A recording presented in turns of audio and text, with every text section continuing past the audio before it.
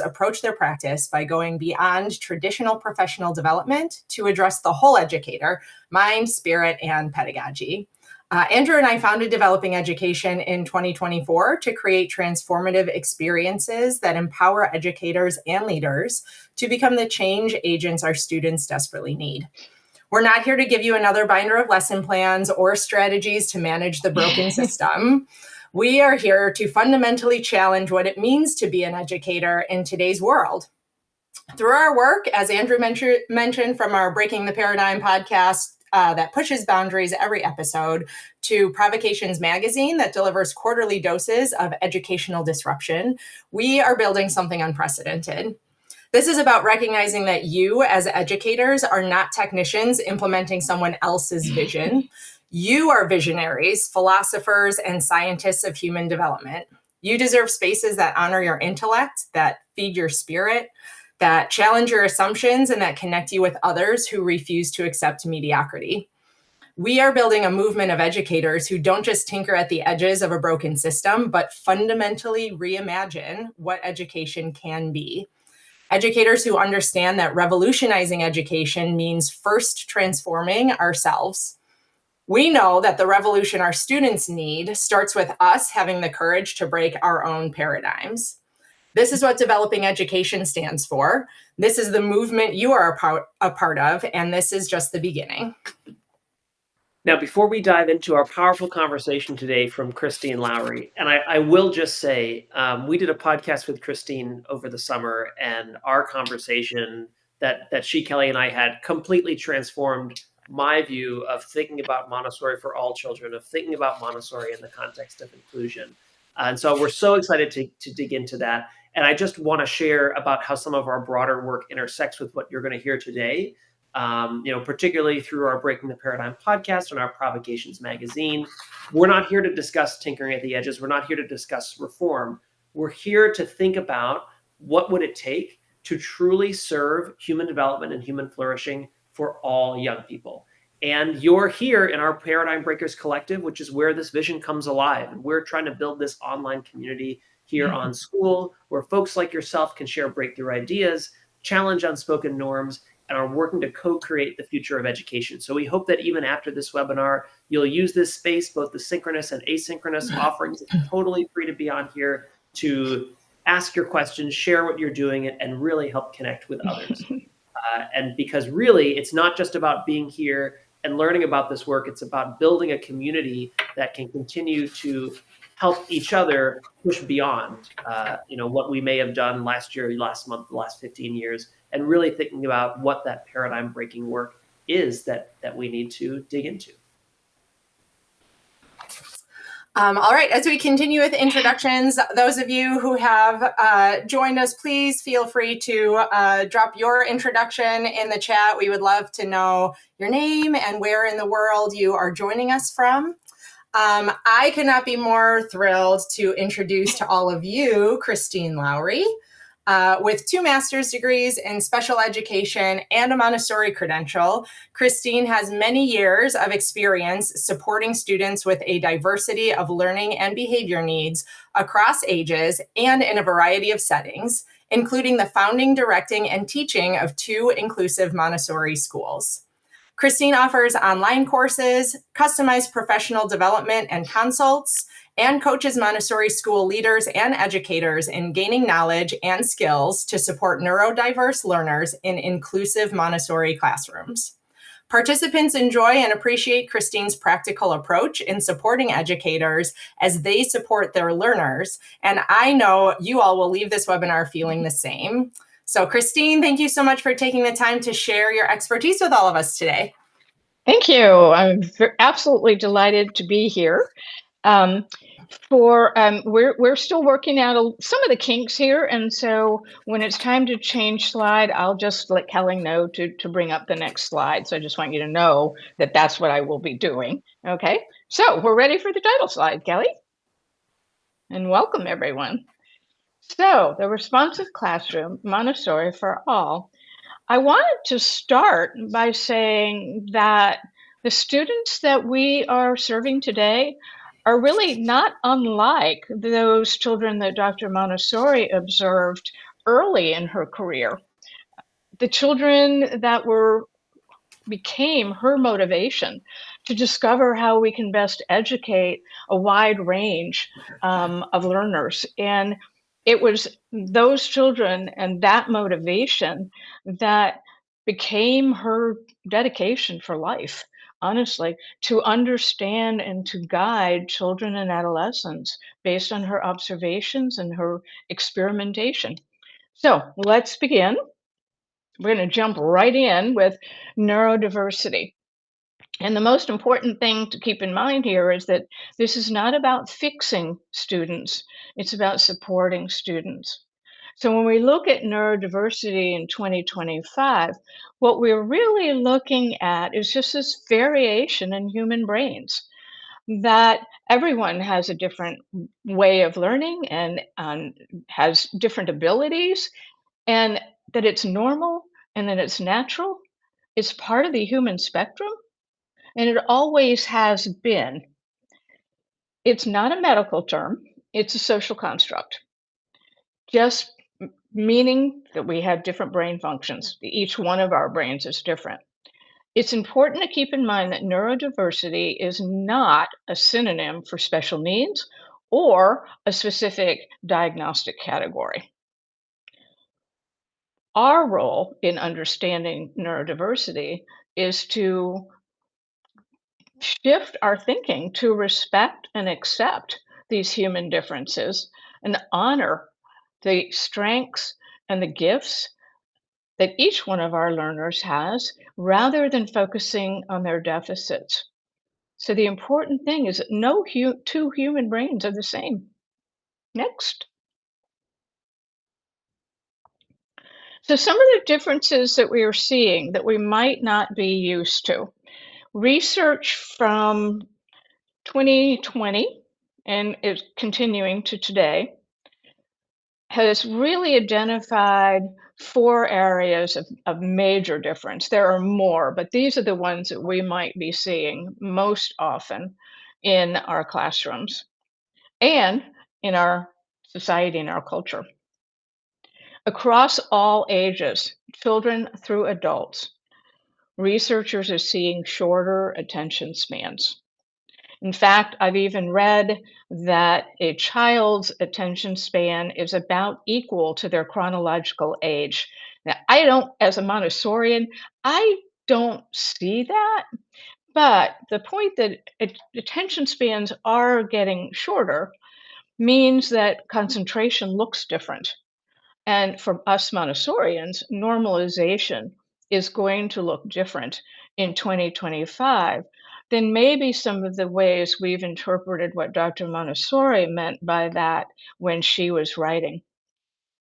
Again, at every age, including adults and children and adolescents, we see that social skills are developing at a different rate, but we are also seeing a decline in social skills at every age, including adults. These differences look like a lot of emotional dysregulation.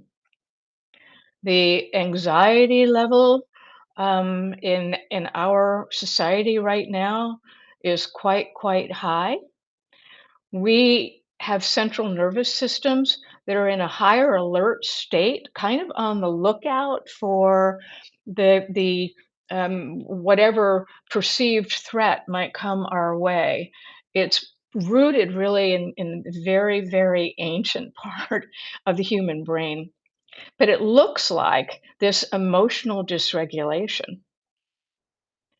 In children and in adolescents, we are definitely seeing differences at the rate at which they are developing self care skills.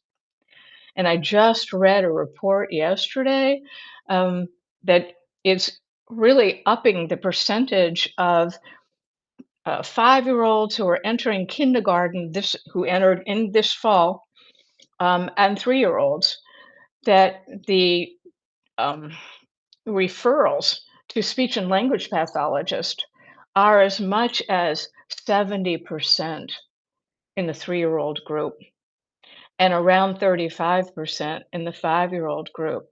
But what we're seeing across all of the ages of students that we're working with, children and adolescents, is this difficulty with receptive language as well as expressive language. And the expressive language we can observe in oral communication as well as written communication. Some of this is when we're talking about speech and language, we're not just talking about articulation difficulties. We are actually talking about processing language. Okay, Kelly, thank you. So, this may present what we refer to as challenging behaviors in the classroom, but I'm going to suggest that we maybe rethink that a little bit. A student who has a label or a diagnosis, that diagnosis may tell us something globally about what strengths or what difficulties the stereotypic group of people with that diagnosis might have, but it doesn't really tell us very much at all about an individual's strengths and difficulties. A diagnosis is not the cause of their challenging behavior. Challenging behaviors are almost always a symptom of dysregulation. And this dysregulation is really, it can be an internal stressor that's causing the problem. It can also be an external barrier in the environment, but internal or external, it's leading to a feeling of imbalance in the person's central nervous system and detracts from feeling balanced and calm in the classroom. When we observe what we refer to as challenging behaviors in our classrooms, that's really an indication that we need to observe to identify what might be the barriers to our students' sense of well-being.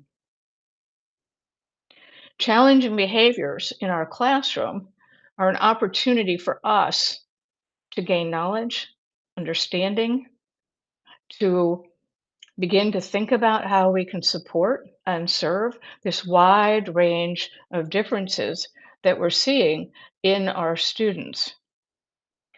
Challenges are really our challenges. A student doesn't intend to have challenges that are trigger points for the adults in the environment. It is coming from this imbalance between the thinking brain and the emotional brain and the central nervous system. So we really have to think about when we are identifying a behavior as challenging, whose problem is it? Is it our problem? Is it the student's problem? It might be both, but as the responsive adult, it is our responsibility to try to think about how we might support that student. Okay, so in the field of education, special education in particular, since the 1990s, we've been moving towards this idea of inclusive classrooms. Inclusive classrooms being ones that have a very wide range of learners and a wide range of behaviors in those learners.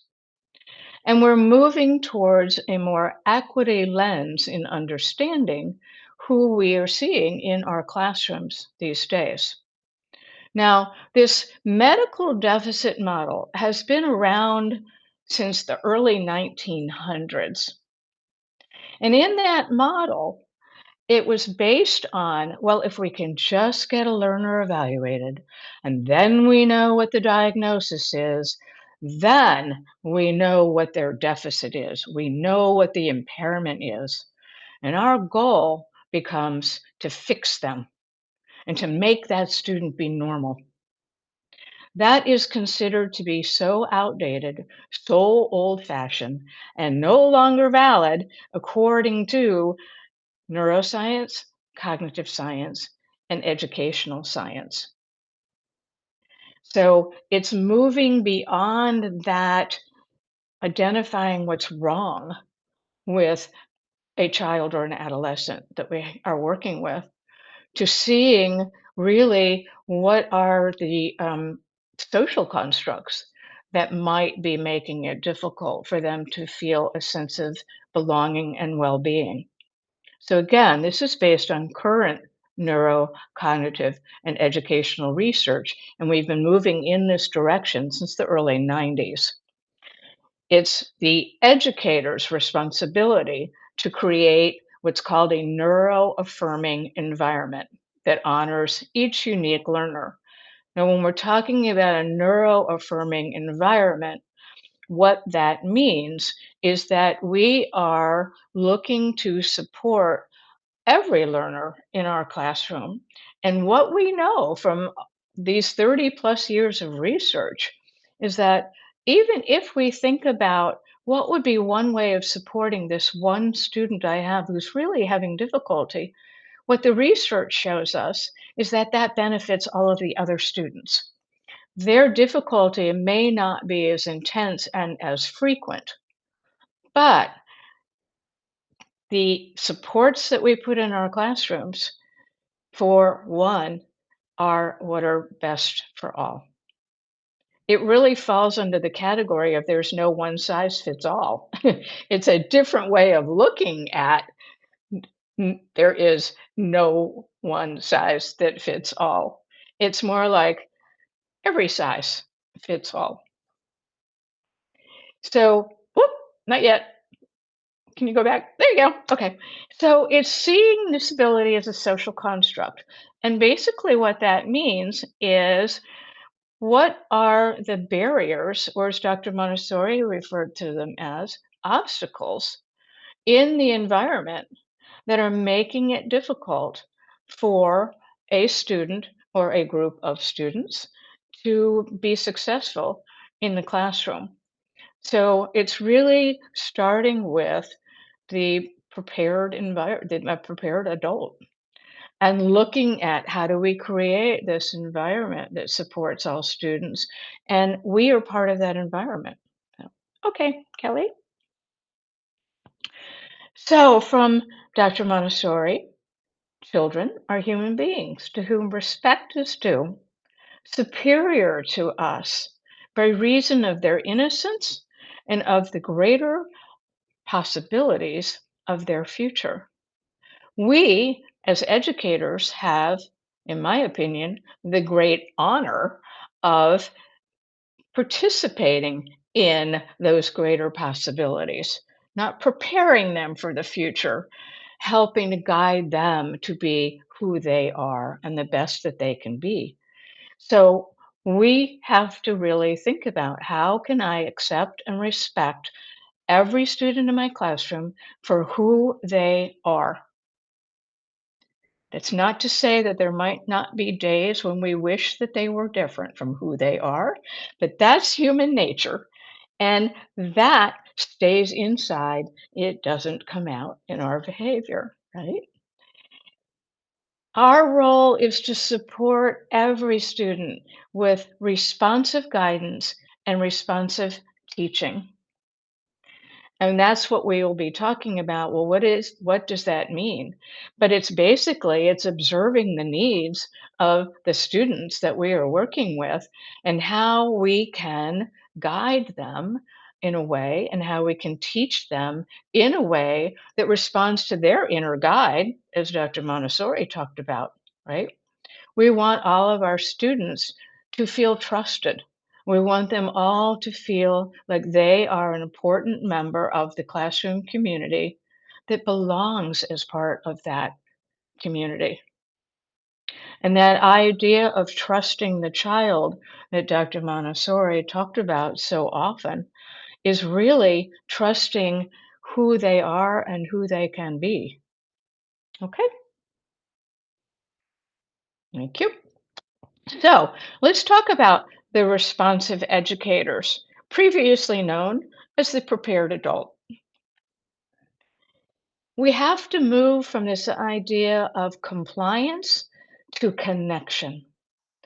And so, for strategy number one, I invite you to really deeply reflect on your beliefs about what a Montessori classroom should look like, what it means to be a Montessori teacher, and what biases we have that might be our obstacles to serving and supporting every student.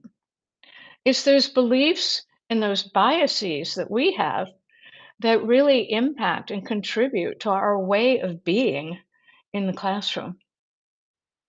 And what we know that today's students need and have always needed is this sense of connection.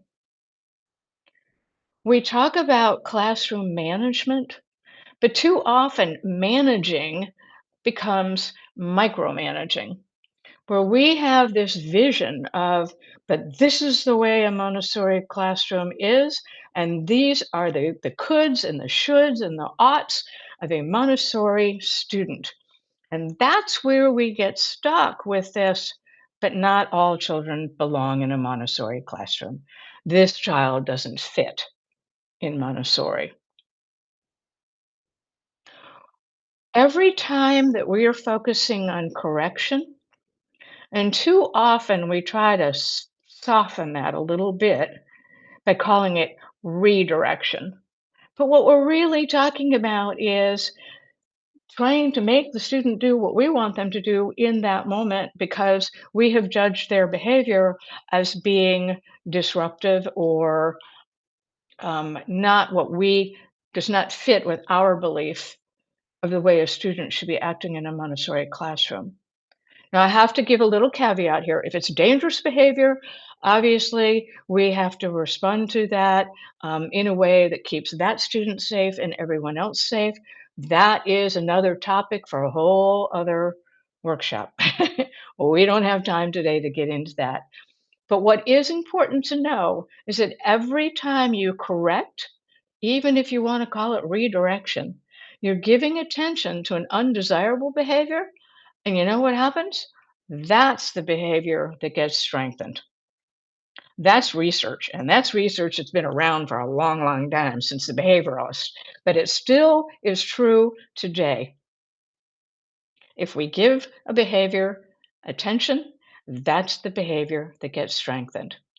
So, when we give attention to behaviors that support that child's development, and we respond with encouragement, and we respond with acknowledgement, now we're helping that child, that student, that adolescent on their path to development of the will.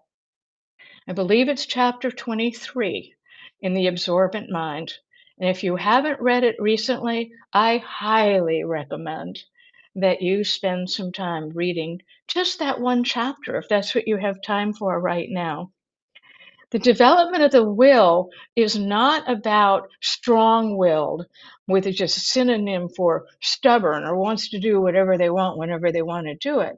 The development of the will is that inner guide, that inner motivation that guides a student to progress towards seeing what is right or what is wrong, if you want to use those terms, to moving towards working at trying to really, you know, control their impulses. I don't like that term either, but to be more regulated, to getting to the point where, yes, I can make good decisions in large part because it's a good decision for the community that I'm in as well. Dr. Montessori says, under the proper conditions, the will is a force which impels activities beneficial to life. When we understand that that is a three-part path, we can understand where each one of our students is developmentally, not chronologically, because we know that development can be uneven. We know that though the sequence is the same, we know again that we are seeing many students whose emotional regulation and social skills are developing at a different rate than we might once have expected. Okay, Kelly, thank you. So, strategy number 2, again, this is one for us. We need to learn the practice of self regulation. Okay. We need to understand that when there's increased stress, it's going to result in increased dysregulation. And every time that we criticize, which is the way a student hears it, correct, we're adding to our own stress and we're also adding to our students' stress. And what we know from neuroscience is the greater the stress, the greater the imbalance between our thinking, our emotions, and the physiological impacts of our central nervous system, the greater the levels of dysregulation. So, our practice of self regulation actually reduces our stress and provides co regulation to our students. Because of the way the human brain operates, our limbic network from the midbrain actually has a way of perceiving the tone and the emotions of the people around us. So if we are really intentionally working at being calm, and it is a practice and it takes time, then we are setting a tone of calm for our students. Regulated adults and regulated children lead to a calmer and more peaceful classroom. Okay, next. So, strategy 3 is really about how do we connect in relationship with our students. So, I invite you to really rethink our view of students so that we can reframe our interpretation of their behavior and their learning. So, what we know is that all students have a powerful sense of self dignity. Every human is born ready to explore and experiment and become progressively more independent over time. The human tendencies, right? We all have unique strengths and gifts, and we all have areas for growth. And those change over time as we're evolving and becoming more and more independent. But keeping that in mind and understanding that every student is doing the best they can in that moment, we can begin to shift our interpretations from misbehavior, challenging behavior, to stress behavior. It's not that our students are too social and don't want to work alone and just want to talk all the time to each other. It's that they need greater connection. We acknowledge that. It's not that they're too hyper. I've got students who move I've got students who are constantly moving all the time and it's disruptive. That student needs more movement because what we know from neuroscience and what humans have known probably forever in an unconscious way is that movement is calming to the central nervous system. So those aren't students who are trying to be disruptive, those are students who are trying to find balance. When a student is defiant, which is a very judgmental term, it can mean all kinds of things in terms of the behavior. They're not doing that to take it personally. They're not trying to set up a power struggle. Maybe they just feel uncertain about what is expected.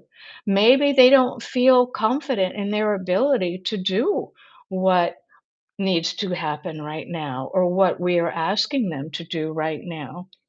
So, most often, the defiant student is the one who needs the question of, you look confused right now, you look frustrated right now. How could I support you? Right?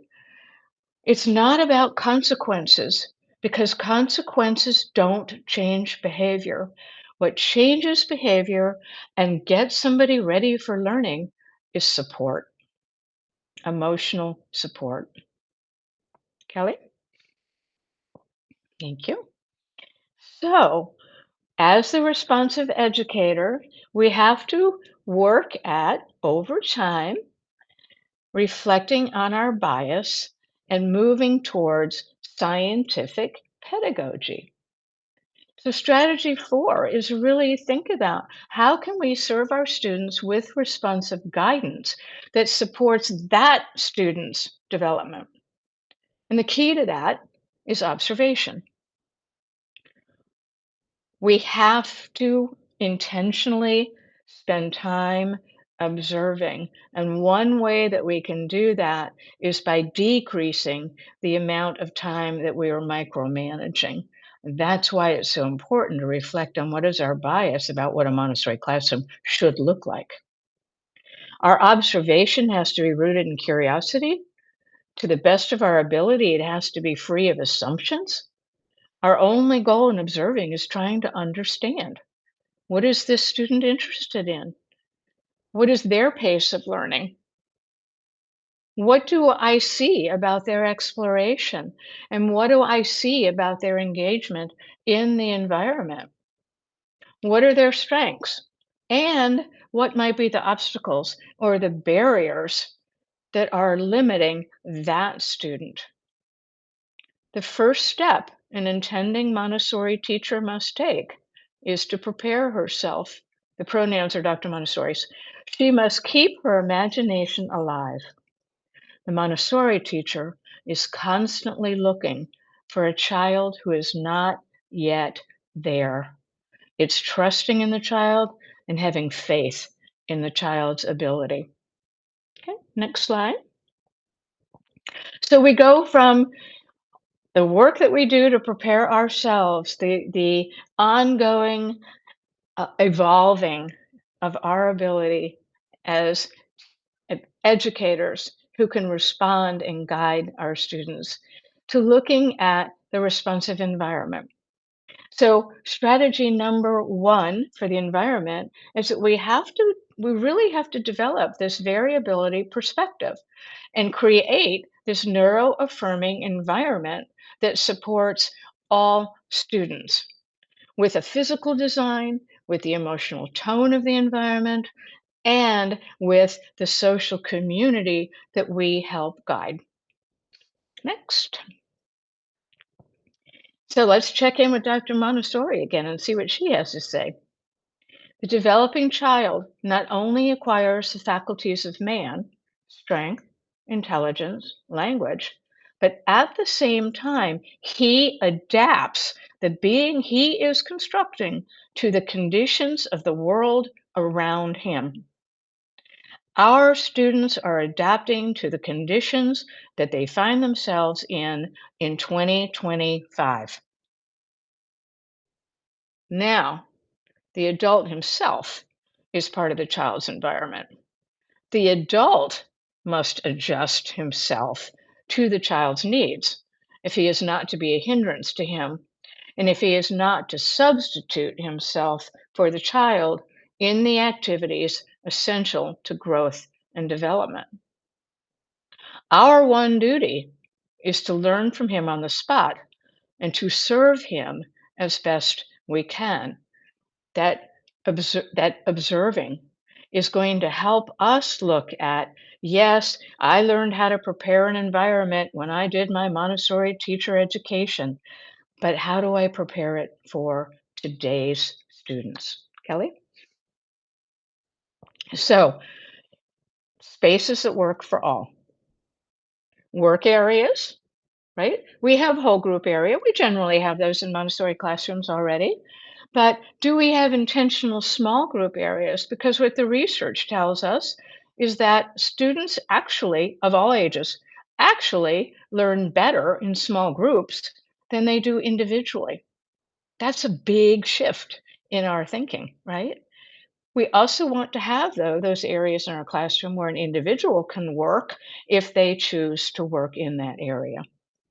We want a specific area for movement I refer to it as the movement corner. And again, that's a whole other topic, but it's basically a way of providing movement in the classroom. And that is the student's choice as they're developing self awareness to know when their body needs to move. And here's an area where they can do that in a particular way.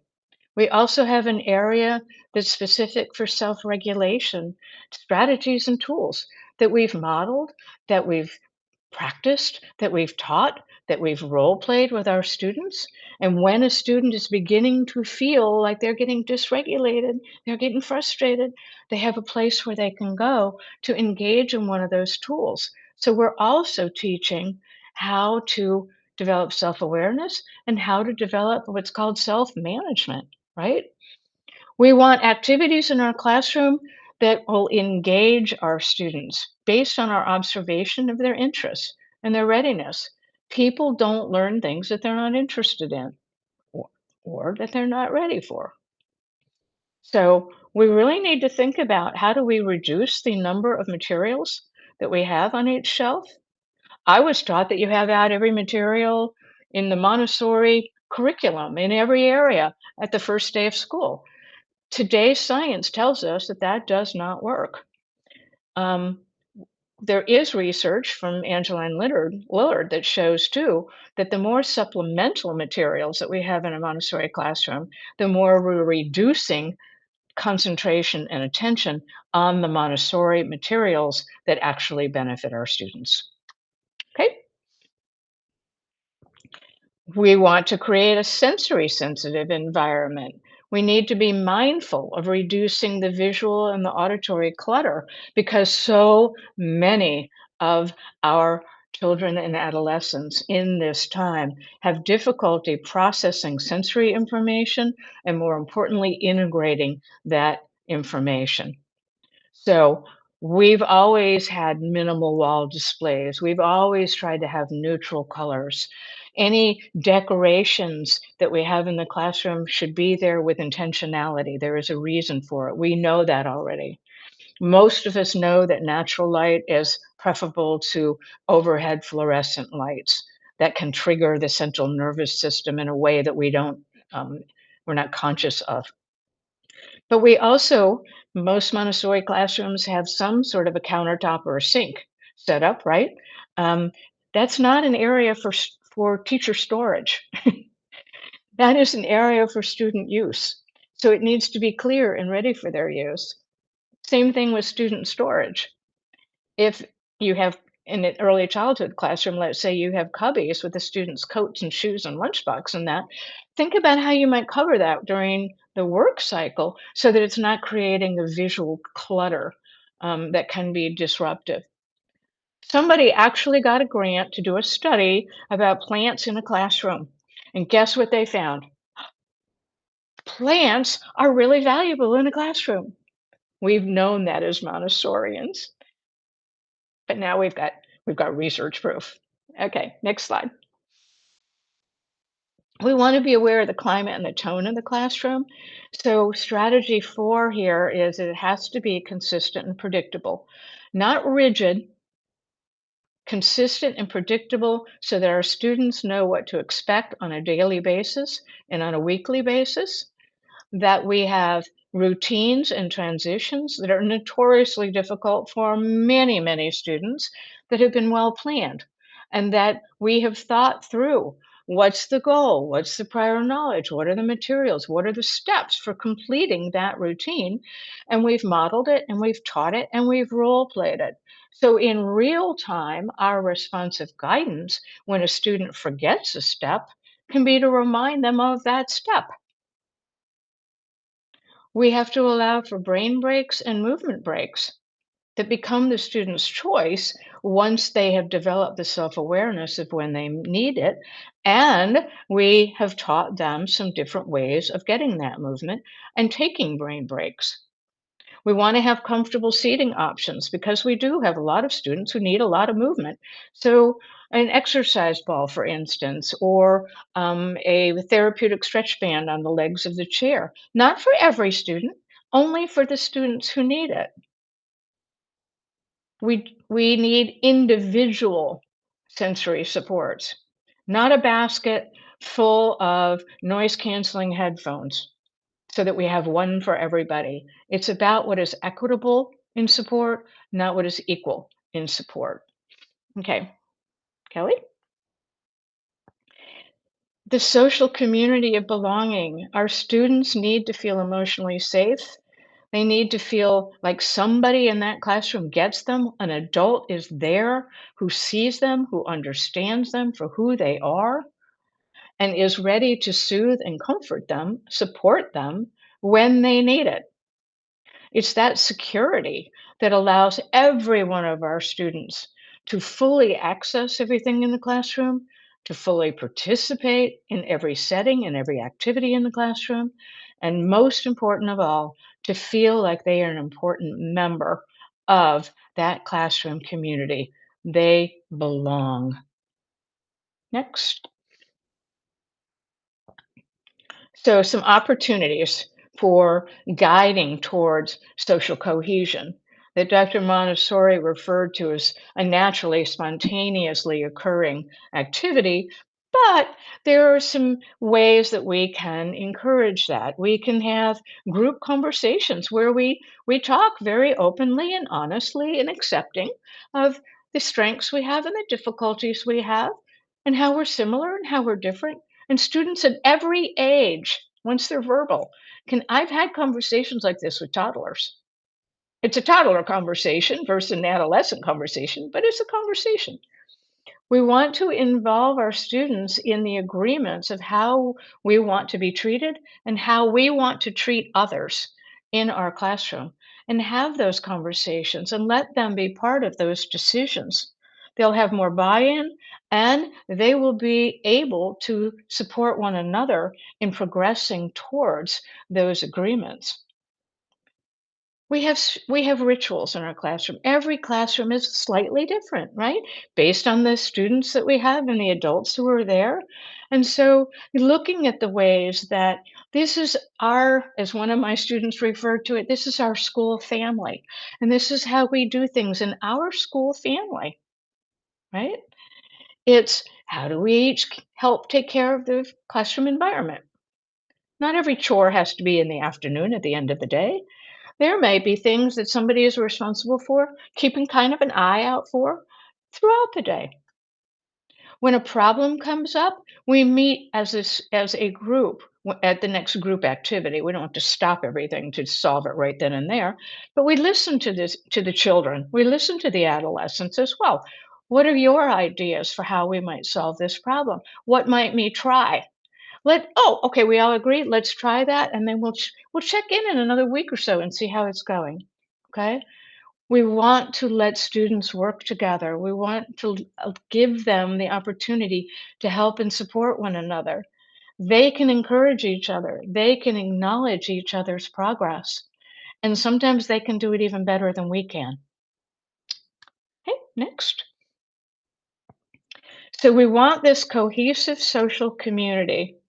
As Dr. Montessori said, there is among children an evident sense of community. It's interesting to see how little by little children become aware of forming a community which behaves as such. They come to feel part of a group to which their activity contributes. Children act in accordance with their natures and not because of the teacher's exhortations. Okay? So, lastly, we get to how do we have a responsive instructional environment? It's cultivating this variability perspective that respects that there are different ways of learning. And we're going to briefly look at the framework of what's called universal design for learning. It's been around since the mid 90s, and in education since the early 2000s. Differentiated instruction and what are scaffolded supports. So universal design for learning is really it's a 3-point kind of framework. But the important thing for us as Montessorians is that we think about how we can move beyond the presentation that is in our album to what is it that the student needs to best learn. So we want to provide equitable opportunities for each learner. It doesn't have to be equal. It isn't going to be the same presentation for every student. We adapt those presentations and then we observe to see how the student is exploring that skill or that concept that we have taught them. And that might look very different. It's not, as Andrew says, how do you write a 5-paragraph essay if you're an adolescent? It's what if that adolescent wants to show what they need by creating a video? And that's fine. Okay, next slide. When we differentiate instruction, we are starting with observing how to best support our students' needs and their interests. So let's say we have a small group. I'm going to engage those students in the learning goal. How am I going to do that? I'm going to choose the best material to teach that goal to that group of students. I'm going to vary the presentation so that they stay engaged and they're interested. That might mean that I shorten the lesson. I might only do a little part of a lesson one day and add on and add on. The amount of new information I give has to be in response to how much can that group of students handle in that day, right? The pace of my instruction. I realize I'm talking pretty quickly, and that for some of you may be difficult to process. We have a time constraint, but in the classroom, we don't have that same constraint. Where I'm going to give a lesson, when I'm going to give the lesson. It might be I've got a group that really wants to see what everybody else is doing because they want that connection, but I'm going to give that lesson in a place where their focus is going to be more on me giving the lesson. Okay. And then what is that follow up going to look like for them? It might look different for different students. Kelly? So, scaffolding support is just what is the support I can give my student before the lesson, during the lesson, and after the lesson. We rush too soon sometimes, I think, to the testing part of a 3-period lesson where we've presented it and now we expect them to know it. But we all learn at a different pace and we need supports along the way. Scaffolded because we maybe start with the greatest supports and then we reduce those as we see the student getting more and more independent and feeling more and more confident in their ability to engage in that concept and to use that skill. Okay, so the ultimate goal of a responsive classroom is a classroom of belonging. Every single one of our students is accepted and respected for their unique strengths and for the areas in which they need to grow. Every single one of them is progressing towards positive personal and community behavior. And every single one of them deserves to feel confident and competent that they are learning and feeling successful. So we're going to have a few minutes here for questions, and we'll see. Kelly, do we have questions in the? That's the surprise. If you want to stop sharing and then come back to that slide. Sure. Yeah, I don't see. Thank you so much, Christine. This has been really, I've been fully entranced and listening to all that you have to say. We don't have questions in the chat yet, but if anybody has questions, I'm going to work on stopping sharing. Andrew, I don't know if you want to make everybody visible. You can feel free to unmute yourself and ask, or if you want to type anything in the chat, let us know what we can answer for you. I know that that was a lot of information, and most of that information was the what of the responsive classroom. It wasn't so much the how. We're going to show you an opportunity to get to the how.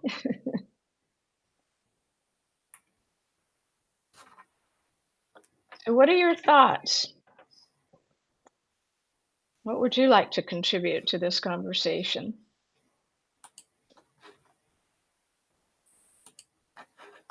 I do have a question which is more going towards the how. So maybe you'll touch into this later. Thank you so much for that, Christine. That was a beautiful overview. So I work in a public Montessori school with very small classrooms.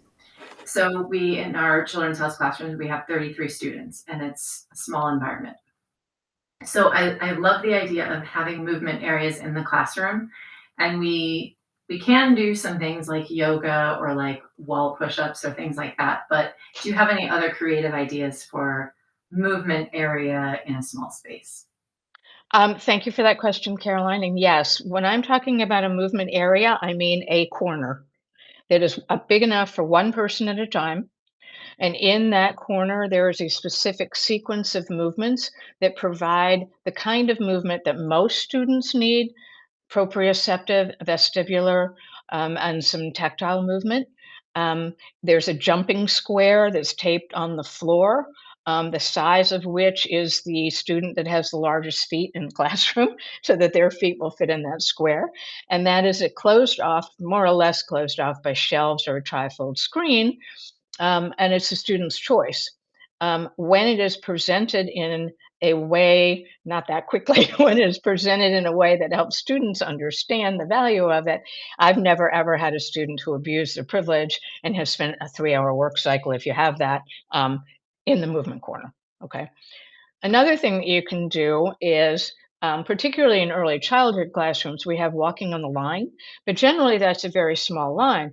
Another thing that you can do is to tape a line with electrical tape, the whole perimeter of the classroom, even if it's a small space, and model, teach, and role play how to walk on that line.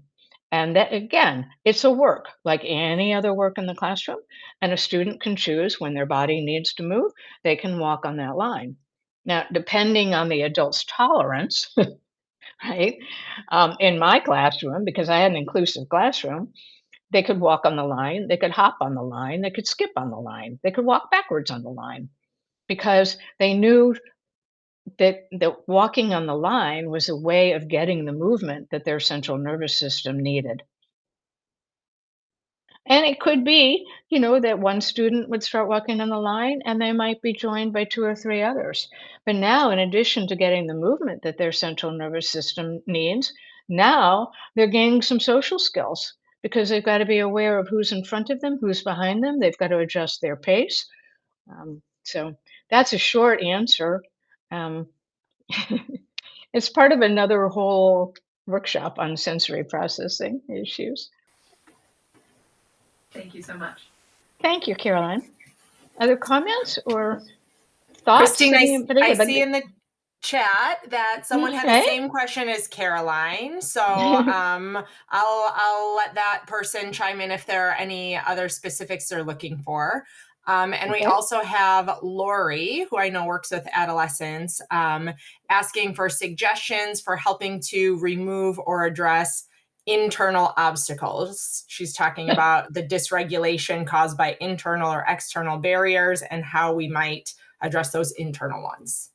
Okay, so internal dysregulation is really coming from two places. It's coming from an imbalance in the central nervous system between the neocortex and the limbic system, or the midbrain, between the thinking and the emotional.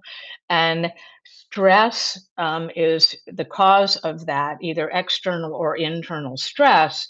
And the solution is to teach self-regulation skills, basically strategies that we can use. Oh, there's lots of them, all kinds of breathing, all kinds of movement, kinds of things. Again, that is part of the how of how we teach this. It's a much more involved, lengthy conversation, but that's the short answer, and it can start by, maybe we recognize that a student's body language, or their behavior is indicating that they're starting to feel frustrated and dysregulated. If we can catch that just when we're beginning to notice that it hasn't turned into a full-blown overwhelmed nervous system, we can go to that student and say, looks like you're feeling frustrated right now. Let's think about what's going to help you. And the student is what's going to help them. Doing some deep breathing exercises with you, is putting down what is frustrating them and taking a brain break or a movement break, um, going to get a drink of water, can help. It's your knowing the student and knowing what would work, and also knowing some of the strategies. There's actually a 5-step way of reducing stress. But that's a whole other, I know I keep saying it's a whole other workshop, but we've got limited time today. So I hope that helps. The external, I know, I wanted to say the other internal, and that can be very, very dysregulating, is the difficulty with sensory processing. And when a student is having um, it's an unconscious, unintentional, non-decided generation of stress because the person's central nervous system, or their sensory system, is not inputting sensory information across all 8 systems. Actually, there are more than 5. And they're not able to integrate it in a way that is giving them the message of what that interpretation is correct about what they're observing in whatever input that is. So that is getting to know a little bit more about sensory processing and integration, but it's also part of why we teach self-regulation tools, because eventually what we really are working towards is a student becoming aware of their feeling of rising dysregulation, because that's what happens when our sensory systems aren't giving us the correct integration or understanding. We get dysregulated. So again, it kind of comes down to helping our students develop self-awareness, and helping them develop self-management, is what it's called in the world of social emotional learning, but self-regulation, so they know what they can do when they are feeling this way.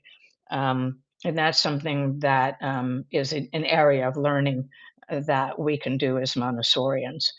The other, since I mentioned social emotional learning, self-awareness, self-management, social awareness, and relationship management, and all of that falls under the umbrella of good decision making.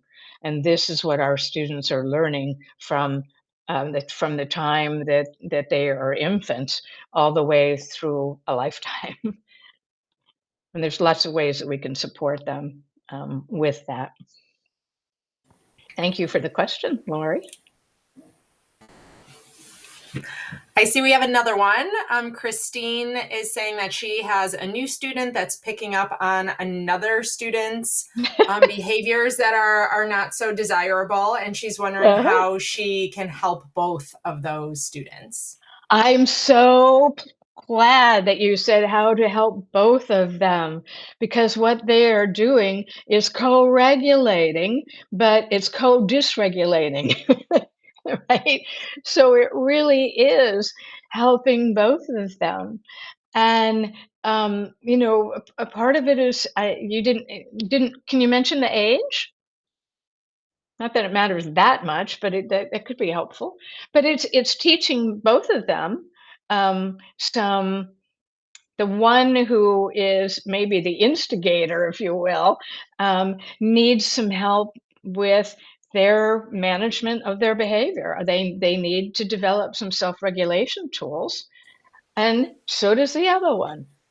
So again, we're talking about how to look at perhaps what are the barriers, or the environmental barriers, or the internal barriers or obstacles that might be resulting in the kind of behavior that you're seeing in the one that's leading to dysregulation in the other.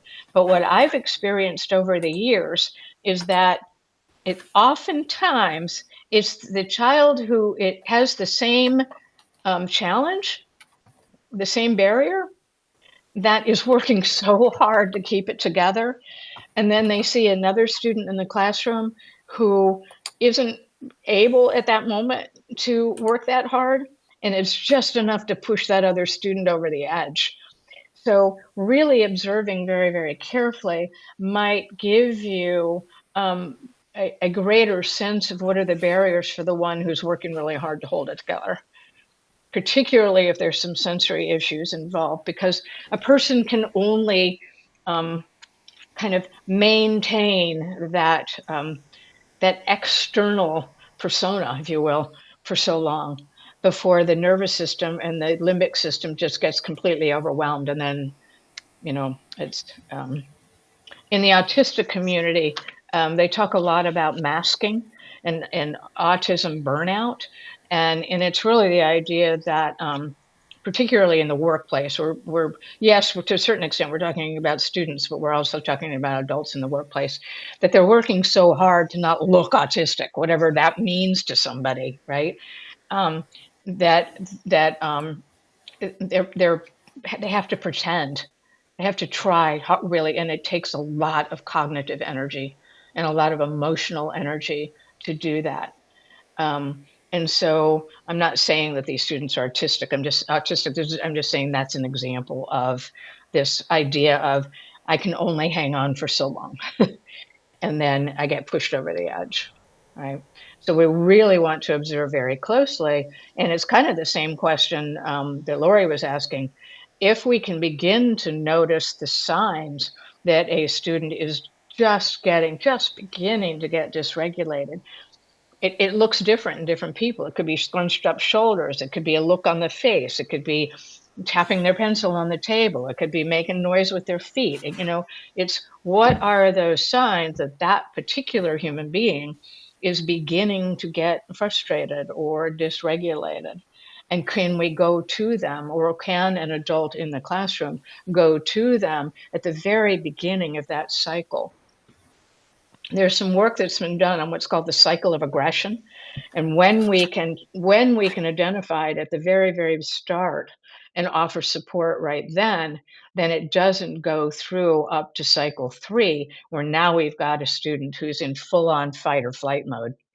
That is what we're trying to prevent with responsive guidance and teaching.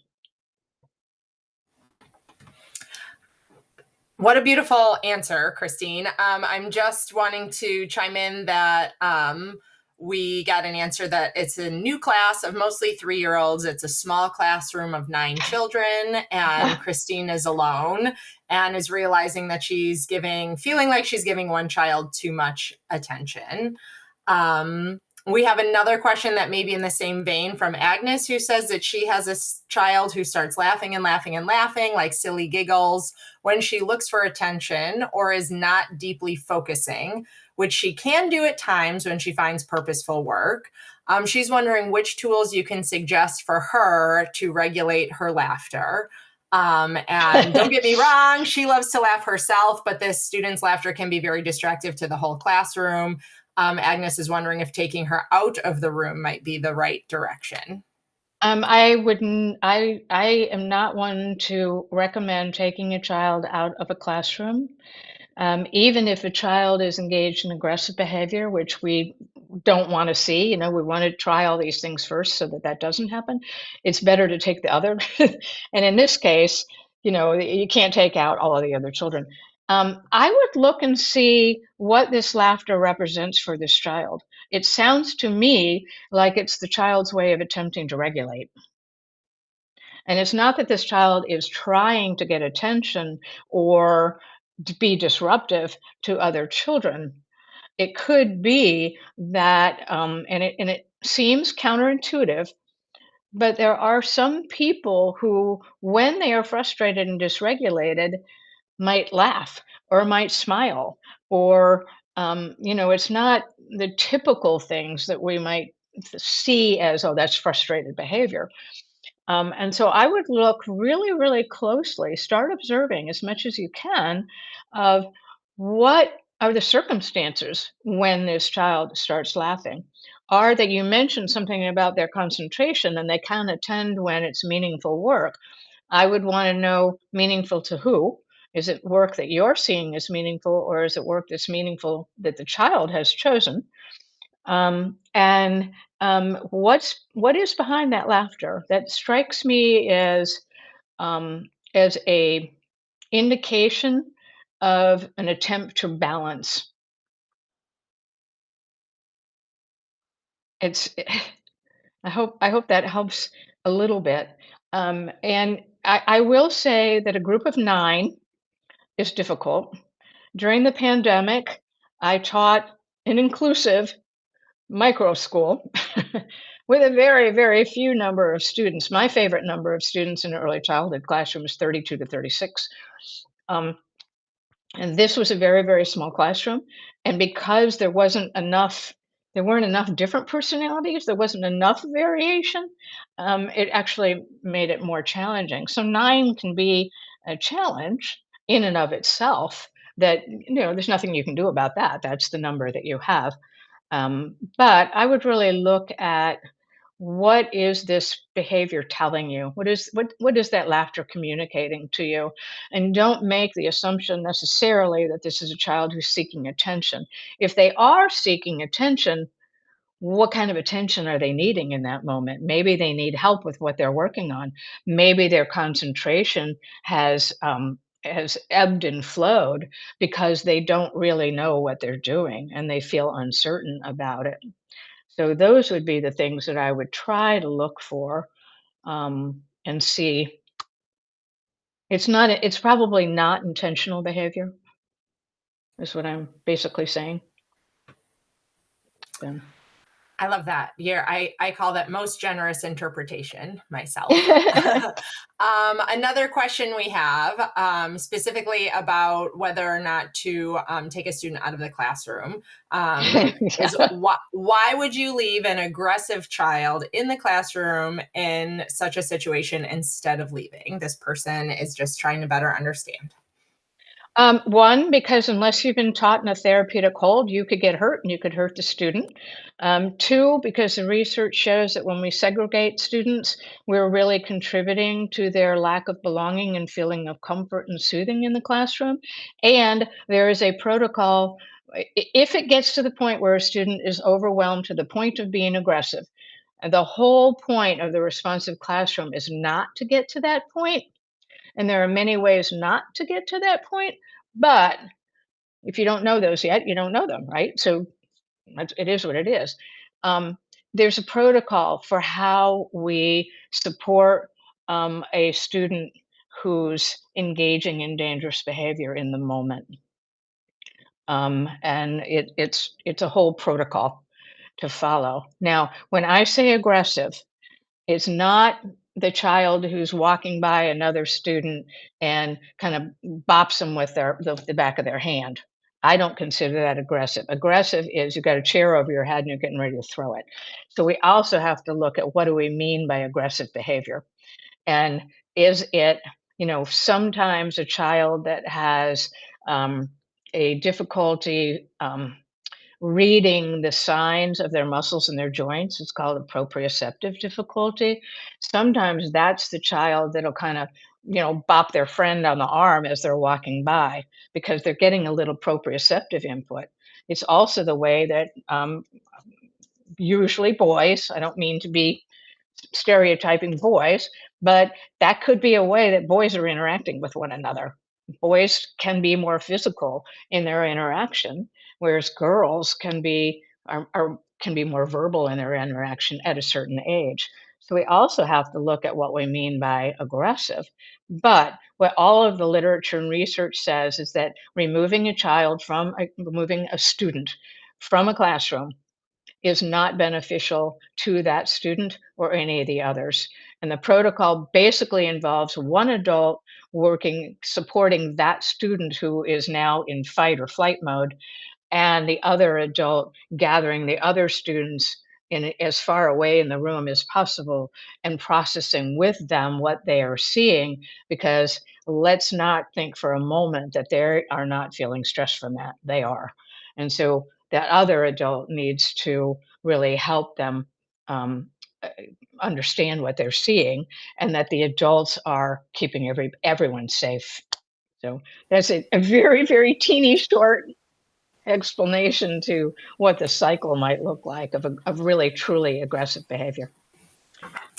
All right, thanks. Yeah, I was going to say we're going to wrap it up. We have one more question, but Christine, Andrew, and I will hang out for a couple minutes after.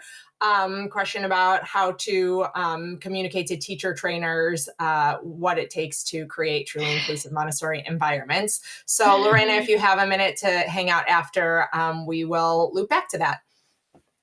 But we wanted to end. I know that in our, advertising and marketing, we shared that we have a surprise for you all, and we are so excited to share it with you now. Christine, I really want to thank you for this hour.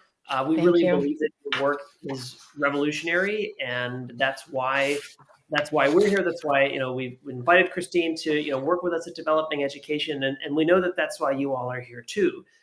And I want to invite you all to take just a breath in this moment and pause and feel what's happening inside your body. And I know that when I'm at a workshop and I'm hearing new information and I'm thinking about how I might continue to transform my practice, it's always a mix of excitement and fear of, well, what if I can't ever do this? Or what if this isn't possible? And I know that because I've been there, Kelly's been there, it seems like Christine has been there, and every revolutionary educator has stood at these crossroads. But you all came to this webinar because you know that the way we've been doing Montessori is not working for every child, and that means that we're not honoring Montessori's true vision. And in the last hour, Christine really showed us what we might do differently and the fact that it does not have to be this way. That's right. And what I know about transformation is that it requires action. So you can leave the webinar feeling inspired and go back to your classroom on Monday morning to face the same chaos and meltdowns and exhaustion that you've likely been feeling. Or you can choose to become an educator that those children really desperately need. So we are making an offer for you today only for people who showed up to make Montessori available for everyone. Christine has taken everything she just shared and so much more, many of the things that could fit into their own entire workshop, and created a course with Developing Education called Responsive Guidance, Strategies for a Successful Inclusive Classroom. This course includes 6 modules that don't just teach you strategies, but transform who you are as an educator. The course is going to start on January 19th and includes self-paced modules and weekly live sessions. And it's not about adding tools to a toolkit. This is about becoming the adult who naturally creates environments where every child flourishes. The course price is typically $399, although I think that it's worth much more than that, especially when you consider the costs of burnout and career dissatisfaction and watching children get excluded. But because you showed up today, our surprise gift for you is that you can sign up for 50% off. So I'm going to reshare my screen in a moment here with information about that. So for just under $200, which is less than a day at a conference where you might get 2 or 3 hour-and-a-half sessions that are made for the masses, not individualized for your needs, you can get this 6-week course. And the 50% off offer is good through November 30th. So I'm going to reshare my screen. And Andrew, I think you might have a bit more to say. Yep. So I just dropped the information in the chat. We are super excited about this course. This is the first course we've ever offered with Developing Education. And when Christine approached us with the idea, we were super excited because in these 6 weeks, it can empower you to be the educator that comes home energized instead of exhausted, the one who sees beauty in neurodiversity instead of burden. And the revolution doesn't wait, and neither should you. So it's down in the chat. There's the link to find the course. Use the code transformation for your 50% discount. Write it down, screenshot it, whatever you need to do. Again, this is available for the next month, so you have until November 30th to decide. There will be weekly live sessions with Christine. Those will be determined based on the time zones of who registers for the course. So we want to make sure that we're meeting people's needs. And based on who's there, we'll find times that work for folks. And those live sessions also aren't required. So if you can't make them, you want to watch the recording, that's totally fine as well. That's right. So when you click this link, it's going to take you to our landing page and it'll show that full price. But as Andrew posted in the chat, you just go through and enter code transformation and that will give you your 50% off. And we also have our Breaking the Paradigm community, Paradigm Breakers Collective, which is where you joined this webinar through. So the URL is up there. You can grab that and save it. And we are just working to provide that community where we can all hold each other accountable, ask those challenging questions, and just be in community and solidarity with each other. Mm-hmm. So use this space. We want to hear, further questions, ideas, thoughts. What are you going to try? Definitely throw all those in the community, and let's make this a space where we can really be here with each other. And so I know that we are at time. So if you have to go and carry on with the rest of your Saturday, we are so grateful that you chose to spend this time with us. And I would love to hear Christine's thoughts on that final question that was in the chat about helping to communicate with teacher trainers about creating inclusive Montessori environments. But before we do that, just to say to the question in the chat, this is available until November 30th, so you have some time to think about it. But we really wanted to offer this to you all because you invested this time in your own development. We think that this is really important, and we're really grateful that you're here with us. So I'll turn it back over to Christine, because it's a critical question for sure. That question, but I also just want to add real quickly that I so appreciate all of you who joined today, because you spent time on your Saturday because you care so much about your students and you want to do whatever you can do to serve and support them. Even when it gets hard, even when it gets scary. And in this course, working together, I think you're going to really gain a lot of confidence in your ability to do this work and to support the children of the world. So thank you. That's right. Thank you so much. Okay, the link for this is in the chat. So I'm going to go ahead and stop sharing again, and we can get back to our questions. So Christine, this last one that we have is Lorena is wondering how we're communicating to teacher trainers that part of creating truly inclusive Montessori environments involves a process of unlearning, particularly unlearning our biases or inherited practices that may unintentionally exclude neurodiverse learners. Which, yes, I see, Andrew, this is like our mission in a nutshell. So Lorena, we are happy to have you be bringing this up. It's a very big question. You know that. It's working with Montessori organizations. It's working with individual teacher education programs. It's helping them gain the knowledge, the understanding of current research, and always, in my mind, how it aligns so beautifully with what Dr. Montessori actually taught us. And to a certain extent, through no ill intention, it feels like maybe we've gotten further and further away, and we've made it about this is the way it should look, and this is the way it has to look, and that it's kind of black and white. And I am very fond of saying to people in my online courses, Montessori is gray, and that's part of what can be a challenge about it, because there are some absolutes, but mostly it's gray based on observation and based on how reflective we can be as adults. And so I think helping our teacher education programs get to the place where we're really preparing our adult learners to work with today's students is a journey. And each teacher education program has to decide when it's ready to join that journey, right?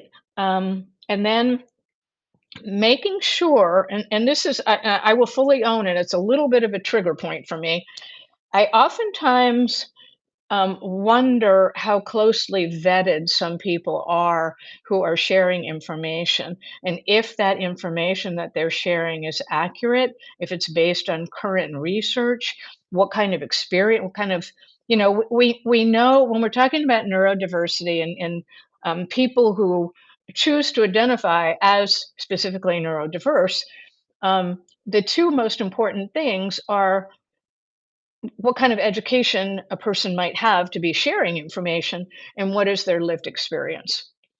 And so, those are important pieces of fitting in here, and moving forward. But it's a topic that's near and dear to my heart. It is another project that we are talking about. We're working towards of how to help teacher educators and how to help current adult learners learn more about what is inclusion, what does it mean. Our classrooms are inclusive by default, or they're inclusive intentionally. It's much less stressful if our inclusive classrooms are by intention, because we have the knowledge and we have the understanding and we have the skills and we have the support that we as adults need in community, which is part of why I so love the Breaking the Paradigm Collective, because it's a place where we can all communicate with one another. I am a member of that community, and enjoy hearing other people's thoughts. And the more interaction that community begins to have, the more I think that we're in an organic, dynamic kind of way beginning to answer that question. So I hope that gives you some that begin to answer it, perhaps. And I want to chime in a little bit too. And I think Yes. part of it is, there's so much that we can do, but really, if we're going to think about the education revolution, we have to think about disruption, and we have to be the ones that go to conferences, that go to AMS and AMI and IMC, and raise our hands and say, but what about these students that we're trying to serve? But what about, we're not here to do the same thing, to repeat the same lesson that Montessori wrote in 1932. We're here to say, what are the principles? What is the method of scientific pedagogy? What does that look like to implement it in our current practice? I think we need to push back on those who would say, well, my trainer taught me in 1982 to do this lesson this way, so that's the way I'm going to instruct my new trainees to do it. Well, that's not the spirit of this method, and we have to be willing to stand up for those young people and to expose other people to the fact that there's not just one way to do Montessori. I had a head of school tell me once, every Montessori classroom has to look the same, and that's a real perception that people have. And Yes. we have to be disruptive enough and put ourselves out there to say, no, actually, that's not true. We have better research. We have the tools at our disposal. We just have to have the courage to use them.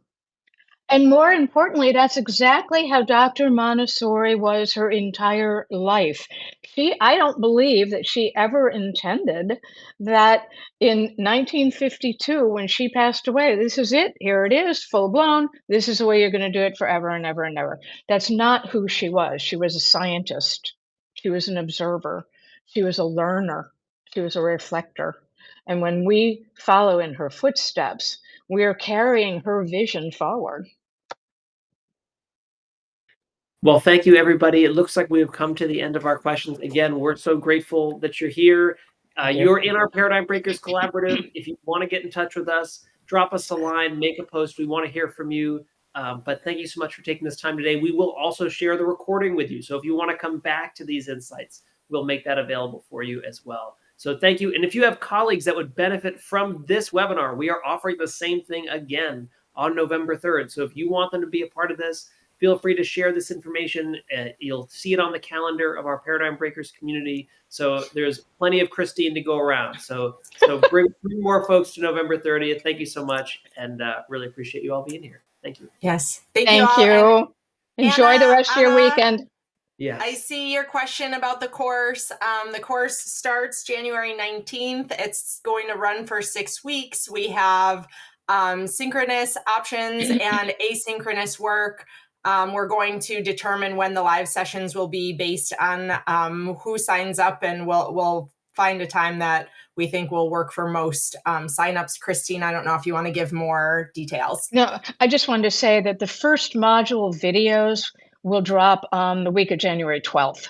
And it's the week of the January 19th is when we will have the first live session. Those sessions are optional, but in other courses that I've taught, that's where some of the most absolute valuable learning takes place, because somebody can say, well, I have this child who, right? Kind of like thank you, Christine, if you're still here, that Christine asked about the child I think it was Christine who was asking about the child who's laughing. It's having that individual conversation in a cohort, so that we're learning from one another. So self-paced videos and an optional live session. Yeah. And it's 15 professional development hours is the certificate you'll get after. So if that helps you with understanding your workload, yeah. Thank you so much for the question. And thank you all again for taking the time. Bye-bye, everyone. Enjoy the rest of your weekend. Find some time to relax and play and have fun. That's right.